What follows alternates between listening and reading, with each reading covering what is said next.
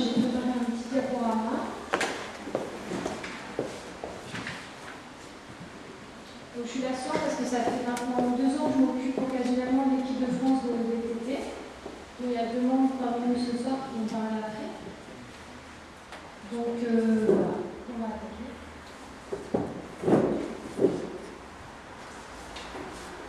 Voilà, donc il faut savoir que le sportif de niveau, il n'est jamais tout seul pour faire dans sa pratique sportive. Il y a toujours tout un tas de personnes autour de lui qui l'encadrent, heureusement pour lui.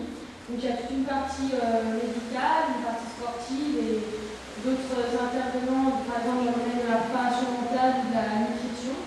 Et parmi tous ces acteurs autour du sportif, il y a le kiné, donc c'est pour ça que je suis là ce soir.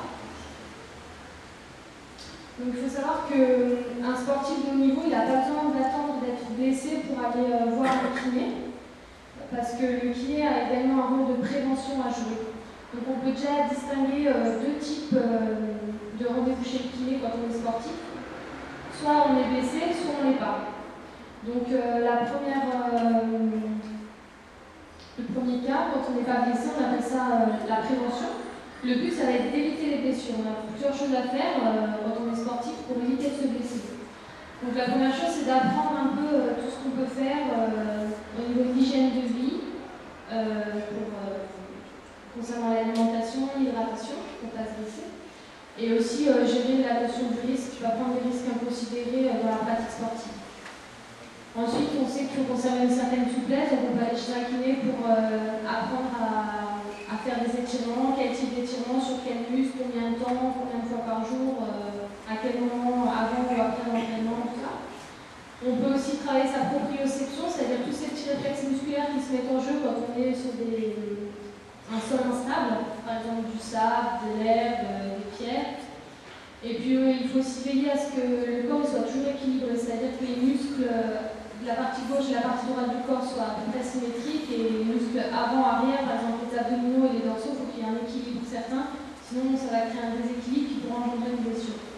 Et puis il y a aussi ce qui est connu, le massage de récupération, on peut aller chez un kiné pour ça. Ensuite, la deuxième partie de mon métier, c'est traiter une blessure pour un sportif bien qui est blessé avec un diagnostic précis, justement après le travail du médecin et des examens complémentaires qui m'arrivent chez moi. On me dit tel patient il a telle pathologie, il va falloir le traiter. Donc en fonction de la blessure, il existe différents protocoles de rééducation et à chaque protocole correspondent certaines techniques de rééducation. Et donc, mon rôle, ça va être d'accompagner ce patient jusqu'à la reprise de son sport. Généralement, je le remettrai dans les mains d'un préparateur physique avant qu'il prenne l'entraînement avec les copains. Donc, voilà, les phases de la blessure. D'abord, il y a la phase médicale, donc, ce que le docteur a parlé avant.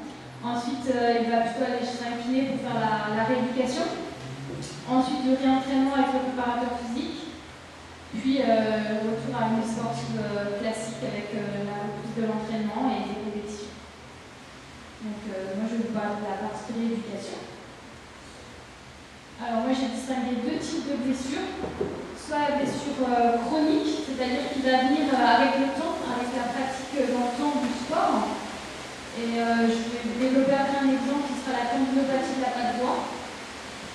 Et ensuite, il y a les blessures aiguës qui existent suite à un traumatisme, une blessure à un moment T. Et là, je vais prendre l'exemple de la fracture de la clavicule. Donc ça, c'est des exemples que je tire de mon expérience avec la pratique du VTT, une expérience auprès des orthopédistes. Donc le premier exemple, la tendinopathie de la patte droite. Pour commencer quelques définitions, une tendinopathie, ça va être l'inflammation d'un tendon. Un tendon, qu'est-ce que c'est? C'est l'insertion du muscle sur l'os, la terminaison du muscle. Et la patte droite, c'est une zone précise du corps qui est à l'intérieur du genou. En fait, il y a 3 muscles qui viennent se terminer à ce niveau-là, c'est ce qu'on appelle la patte droite. Et il faut savoir que les 3 muscles de la patte droite sont fléchisseurs du genou, viennent plier le genou. Donc, les différentes causes de la tendinopathie, ça va être déjà dans le VTT, les pédales automatiques, ce qui font qu'on a toujours le pied accroché à la pédale. Et donc, quand on va se mettre en danseuse, quand on va remonter le pied, et ben, les muscles de la patte droite ils vont tirer tout le poids de la pédale pour monter. et celle qui va solliciter de manière négative ces tendons et qui vont générer une inflammation. Il faut savoir qu'une mauvaise hydratation ou un échauffement mal conduit peuvent aussi générer ce type de problème. C'est pas que la danseuse, parce que tous les cyclistes font de la danseuse, ils n'ont pas tous une tendinopathie, donc c'est souvent un ensemble de choses qui vont causer cette pathologie.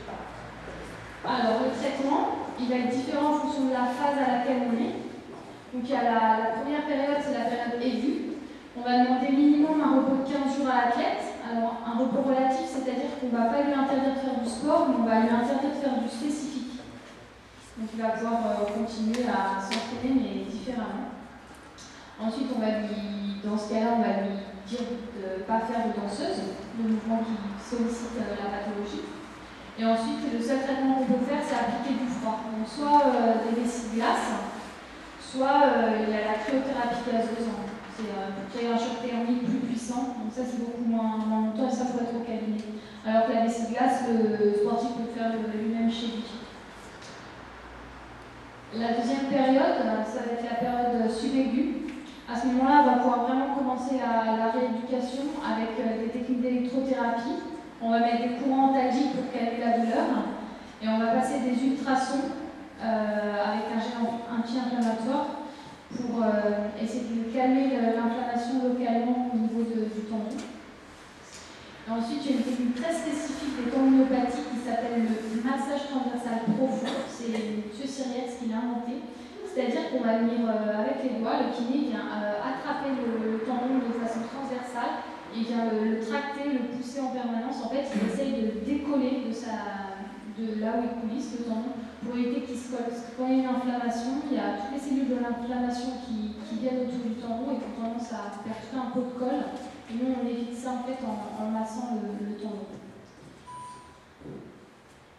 Enfin, la dernière phase, c'est la période de rémission. Il n'y a plus d'inflammation, on va pouvoir recommencer un renforcement musculaire. Il va falloir travailler le muscle de façon excentrique, c'est-à-dire qu'on va travailler le muscle dans une position où les deux insertions du muscle s'éloignent. C'est-à-dire que on ne va pas faire une contraction musculaire, on va demander au muscle de se contracter, on va venir étirer les deux insertions. Il y a tout un protocole, ça s'appelle le protocole de Stanich, c'est-à-dire que progressivement, on va augmenter la charge et le degré d'étirement du muscle.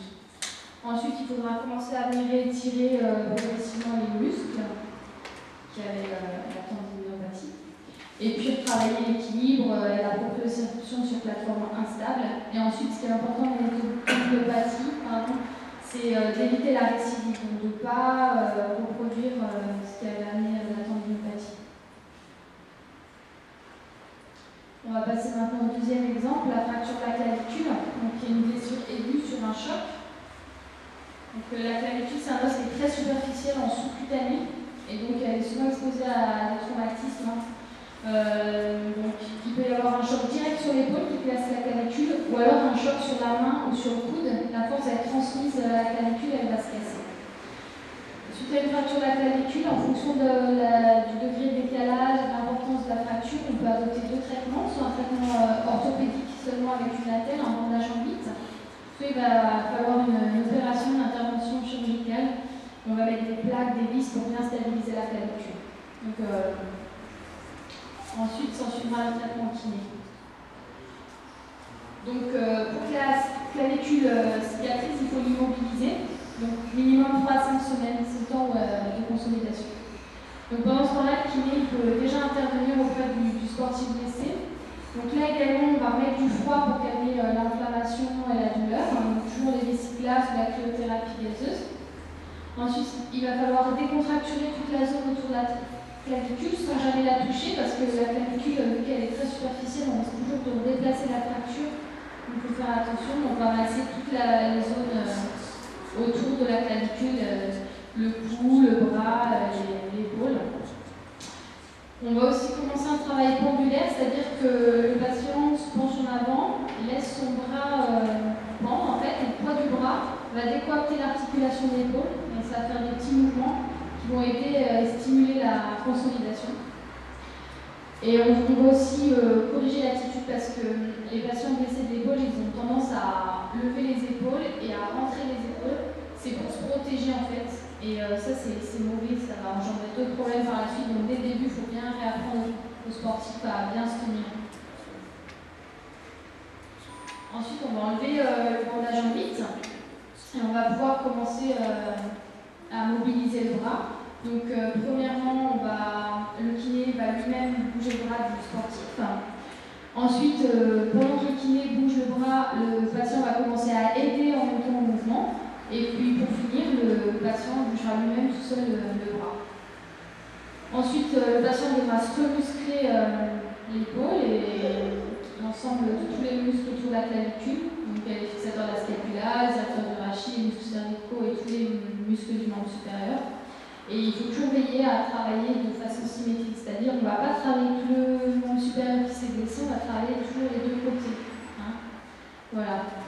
Parce que sinon, les asymétries, on a vu que ça engendrait d'autres soucis. Et enfin, bien retravailler la proprioception de l'épaule, les petits réflexes, le positionnement dans l'espace, savoir comment bouger son bras dans l'espace, c'est important de le retravailler pour la reprise du sport.